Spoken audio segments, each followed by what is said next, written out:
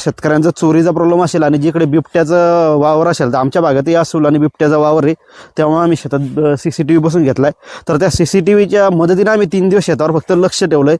तर त्या CCTVचे फुटेजही तुम्हाला माझ्या चॅनलवर पाहायला भेटतील. त्या कंडिशनमध्ये ऑगस्ट का सप्टेंबरमधले आहेत. तुम्ही स्क्रॉल करा, नक्की फीडमध्ये दिसतील तुम्हाला.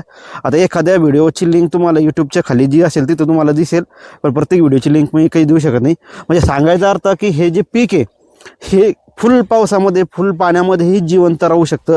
जी चवळी होती ती मरून गेली आणि परत ती जगली, पण तिचं काही भाव मिळाले नाही. आता दुसरा प्रश्न होता शेतकऱ्यांचे की दुरीचं बियाणाला उत्पादन मिळतं का? तर आता खरं सांगायचं तर मागच्या वर्षी आमचं हे F1 बियाणं होतं, कंपनीचं बियाणं होतं. आम्ही मागच्या वर्षी स्वतः विश्वास ठेवला नाही, तर आमचं नुकसान झालं. ते नुकसानही कसं झालं ते सांगतो. आम्हाला दुरीचं बियाणं मिळत होतं जवळपास 10,000 रुपये किलोनं बियाणं आमचे सासरेबानं घेतलं, चुलत सासरेबाने, आणि त्यांनी लावलं. आणि आम्ही त्याच्याऐवजी 1 किलो ओरिजिनल बियाणं नाशिकमधून मिळवलं आणि 1 किलो बियाणं आम्ही आपलं बबली चवळी लावली.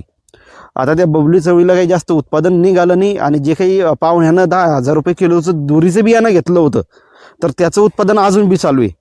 तर याचा सांगायचा अर्थ काय होता, आम्ही जर मागच्या वर्षी विश्वास ठेवला असता तर आमचं 1 एकर क्षेत्र जे चवळीमध्ये गुंतलं ते गुंतलं नसतं आणि 100% आमचं दुरीचं बियाणाचं काय आहे ना वाला असताना आम्ही जास्त पैसे करू शकलो असतो. त्यामुळे ज्यांचा जो प्रश्न होता तर ते उदाहरण हे रियालिटी आहे, याच्यामध्ये काही खोटेपणा नाही. आम्हीच पस्तावलो होतो मागच्या वर्षी खरेदी केलं नाही, तर तुमच्या जागी मी होतो, आमचे वडील होते की जे आम्ही मागच्या वर्षी विश्वास ठेवू शकलो नव्हतो दुरीच्या बियाणावर, पण आमचे डोळे उघडले त्यानंतर. म्हणून आम्ही पण हे चांगल्या क्वालिटीचं बियाणं मार्केटमध्ये शेतकऱ्यांना देण्याचा प्रयत्न करतोय, जेणेकरून जसं आमचं 1 एकर रान खाली पडलं. आता समोर मधात जे चवळी आहे आणि खालच्या क्षेत्रामध्ये चवळी होती, तर हे चवळीचं रान आता आमचं खाली पडलं. त्याऐवजी जर दुरीचं बियाणं असतं तर किमान मात्र आमचं दुरीचं बियाणं मध्ये आमचं उत्पादन रेग्युलर निघलं असतं. हा आता फरक थोडा पडतो ॲक्च्युली, म्हणजे सांगायचा विषय F1 हायब्रिड बियाणामध्ये आणि दुरीच्या बियाणामध्ये. हायब्रिड बियाणाला 10 क्विंटल उत्पादन निघलं तर दुरीच्या बियाणाला 8 क्विंटल उत्पादन निघेल. आणि जर आपण खरोखर जर चांगली काळजी घेतली तर आपण 10 नाही 12 क्विंटलही दुरीच्या बियाणातून उत्पादन काढू शकतो. शेवटी आपल्या हातावर हे.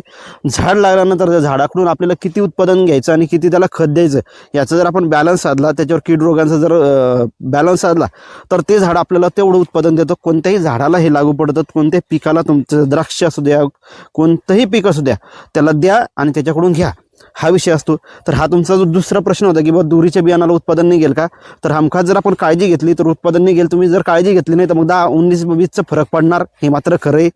आता त्याच्यानंतर लागवड कधी करायची हा सगळ्यात मोठा प्रश्न आहे. आता सध्याच्या घडीला हिवाळा चालू आहे, त्यामुळे हिवाळ्यामध्ये तुम्ही लागवड थांबवा.